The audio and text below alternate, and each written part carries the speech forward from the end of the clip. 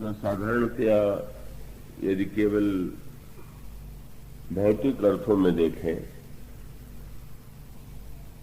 तो विवाह का जो प्रसंग है एक कौतुक और विनोद का अवसर होता है। चारों ओर हास्य होता है, विनोद होता है और विविध प्रकार के गीतों के द्वारा विवाह प्रसंगों में रस की वृद्धि की जाती है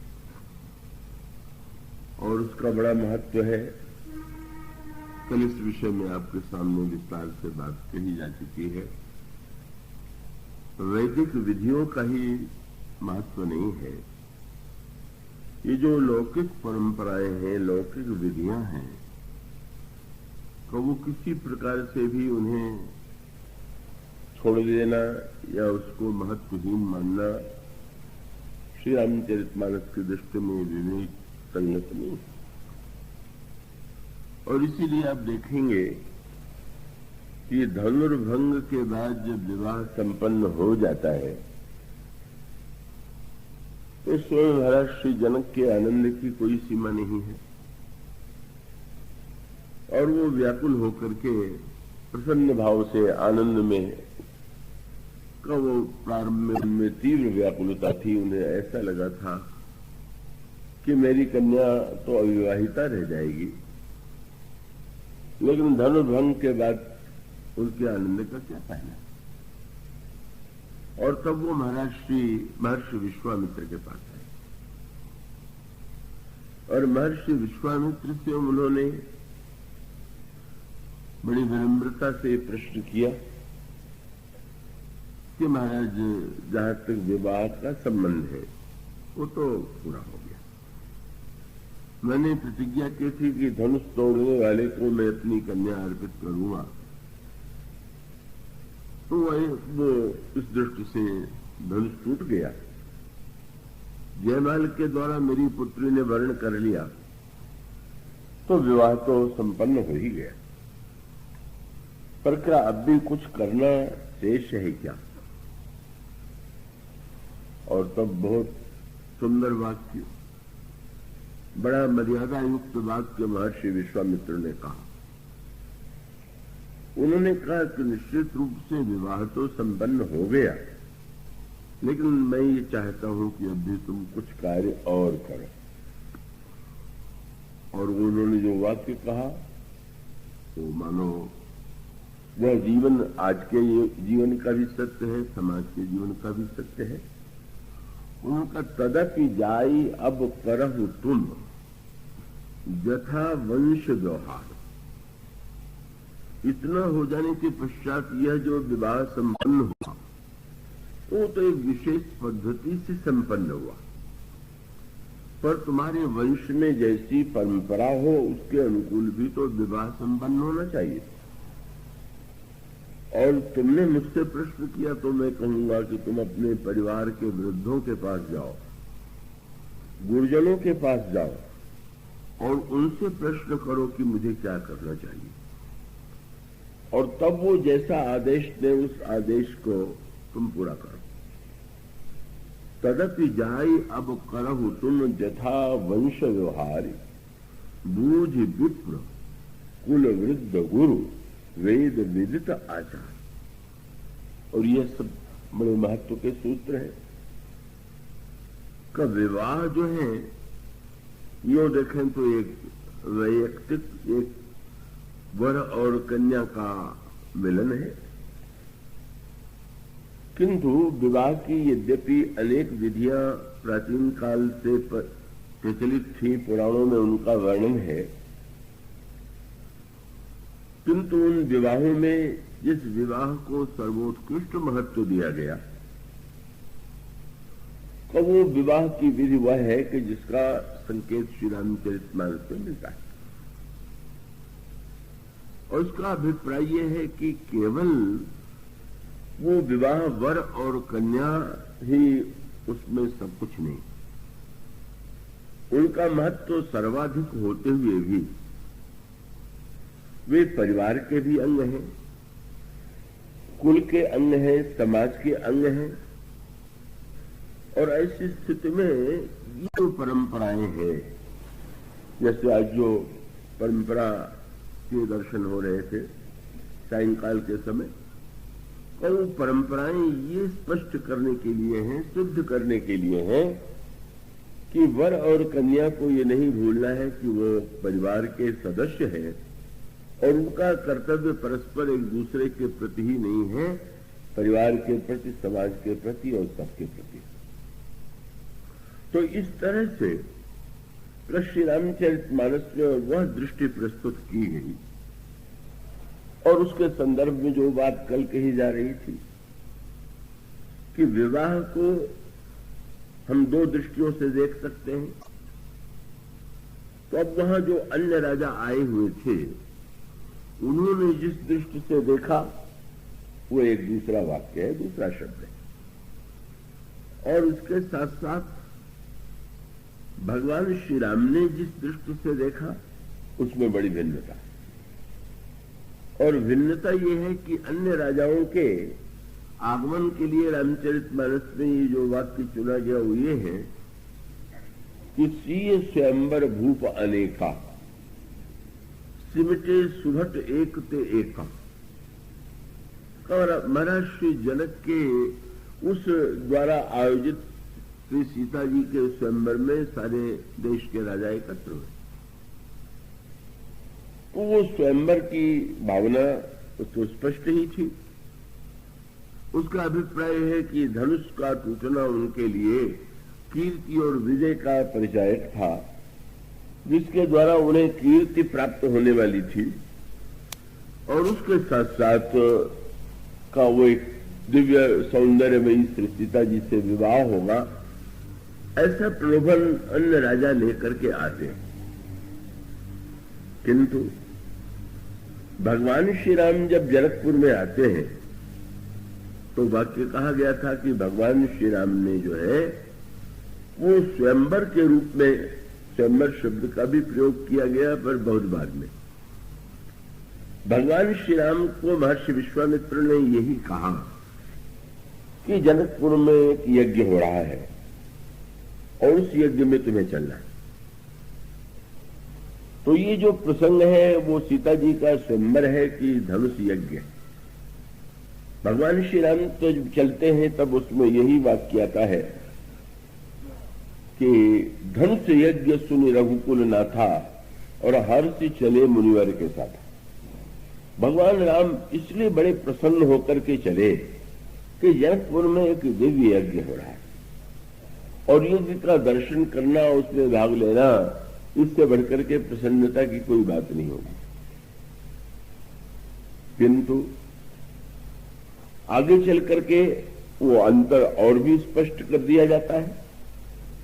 जब भगवान राम ने पुष्पवाटिका में जनक नंदिनी को देखा, उनके सौंदर्य को देख करके प्रभु का अंतःकरण प्रेम और अनुराग से ओतप्रोत हो गया। तो प्रभु ने श्री लक्ष्मण से जनक नंदिनी का परिचय दिया और परिचय देते हुए जो उन्होंने वाक्य कहा वो आपने पढ़ा होगा। भगवान श्री राम लक्ष्मण से कहते तात जनक तनया यह सोई। और भगवान का वाक्य क्या है? धनुष यज्ञ जही कारण होई। वहां पर भी ये नहीं कहते कि सीता जी का स्वयंवर होने वाला है, यही कहते हैं कि जिनके लिए धनुष यज्ञ हो रहा। और उसका अभिप्राय क्या कि सीए स्वयंवर शब्द में तो केवल एक सांसारिक लिप्सा और कामना ही उसका परिचय प्राप्त होता है, पर यज्ञ का अभिप्राय है कि यज्ञ की व्याख्या, वो जो यज्ञ है उसको केवल क्रिया के रूप में ही आप न देखें। ये न समझ लें कि मंडप में यज्ञ के कुंड में जो आहुति दी जाती है तो वो आहुति वो देना ही यज्ञ है। और इसीलिए कभी कभी बड़ी सांकेतिक भाषा का प्रयोग किया गया। एक कथा आपने संभवतः पढ़ी हो जो श्रीमद् भागवत पढ़ चुके, या जिन्होंने कथा सुनी, बड़ी मीठी कथा थी और बड़े काम की कथा थी। क्या भगवान श्री कृष्ण श्याम सुंदर ग्वाल बालों के साथ वन में गाय चराने के लिए गए हुए थे और उन्हें भूख लग गई।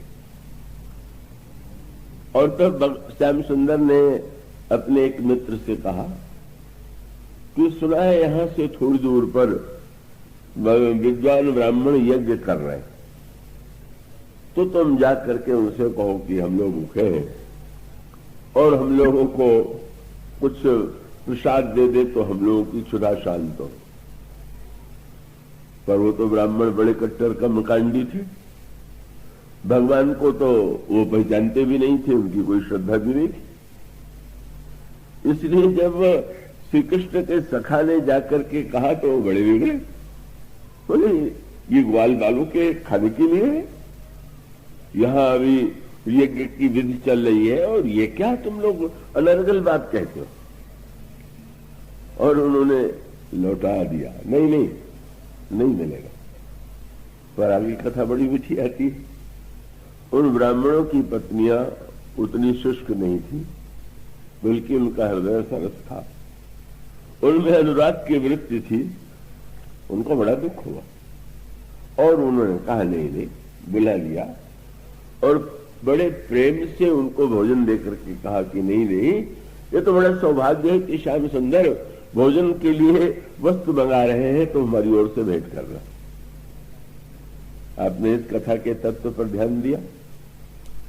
जब किसी व्यक्ति के लिए यज्ञ कर्मकांड हो जाता है और वो मंत्रों में और आहुति में ही उलझ जाता है, तो ईश्वर को भी, और ईश्वर यज्ञ माने भगवान कहते हैं मैं भूखा हूं।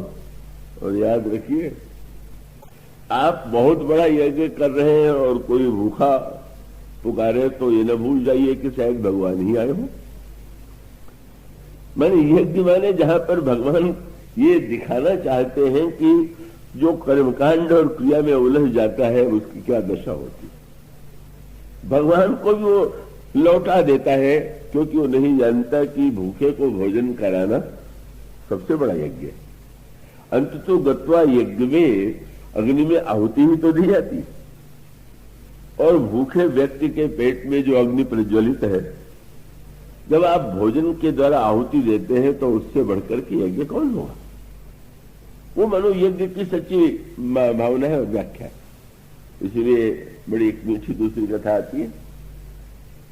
किसी भक्त को भगवान ने स्वप्न दिया, कल मैं तुम्हें दर्शन दूंगा।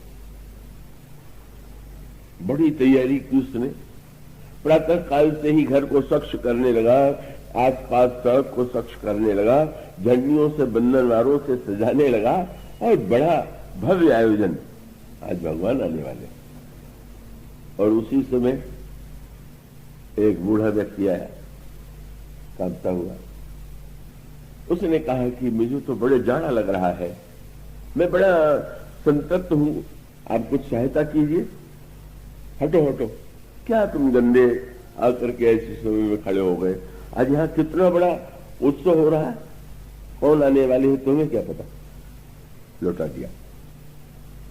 थोड़ी देर के बाद एक बुढ़िया आई। बुढ़िया भूखी थी और उसने भी कहा कि मैं बड़ी भूखी हूं और थोड़ा भोजन करा दीजिए। उन्होंने कहा नहीं, तुम्हें हम भोजन कैसे करा देंगे, हमारे जो महानतम अतिथि आने वाले हैं प्रभु, हम उनको भोजन कराएंगे तो तुम्हें कराएंगे, तुम हट जाओ, बाद में देखेंगे। पर मध्याह्न हो गया, तीसरा पहर हो गया, सायंकाल हो गया और जब भगवान नहीं आए तो भक्त रोने लगा। महाराज आपने तो सपने में कह दिया था कि मैं आऊंगा, पर आपकी प्रतीक्षा और इतना मैंने प्रबंध किया, आप आए नहीं। तो आकाशवाणी में भगवान ने कहा कि मैं तो दो बार आया, लेकिन तू तो दोनों बार तूने मुझे लौटा दिया, तू कैसे कह सकता है कि मैं नहीं आया। तो इसका अभिप्राय है कि ये यज्ञ जो है वो केवल कर्मकांड की एक विधि नहीं है। इसका अर्थ है नहीं कि मैं विधि को महत्व नहीं दे रहा हूं, विधि का महत्व नहीं है, पर अगर विधि हो और उसमें वो यज्ञ की भावना न हो तो फिर यज्ञ की कोई सार्थकता नहीं। तो भगवान कृष्ण भूखे बन करके जो विश्वम्भर है, सबको खिलाने वाले हैं, वो कहते हैं कि तुम मांग करके ले आओ, और वो केवल जड़ कर्मनिष्ठ उन्हें लौटा देते हैं।